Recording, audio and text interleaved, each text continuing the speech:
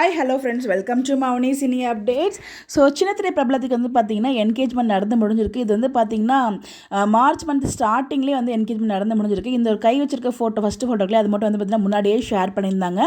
யார் அவங்கன்னு பார்த்தீங்கன்னா ஆக்டர் நிதின் கிரிஷ். இவங்க வந்து லாஸ்ட்டாக செவந்தி சீரியல் தமிழில் பண்ணாங்க.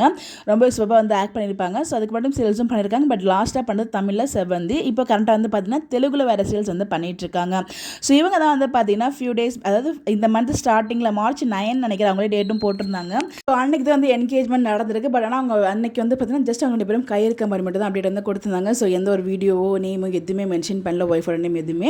பட் நேற்றுக்கு வந்து அவங்க வந்து 1 செகண்ட் அப்டேட் வந்து கொடுத்துருந்தாங்க. ஸோ நான் அதை ஷேர் பண்ணி எடுத்து வச்சேன். பட் ஷேர் பண்ணல. பட் எனிவேஸ் 2 அப்டேட்டும் சேர்த்து நான் ஷேர் பண்ணிடுறேன்.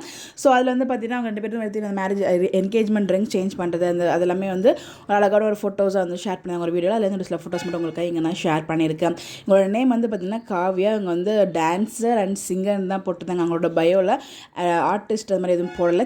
ஸோ நம்ம நிதின் கிரிஷ் வந்து பார்த்தீங்கன்னா காவியா அவங்களை வந்து என்கேஜ்மெண்ட் பண்ணியிருக்காங்க.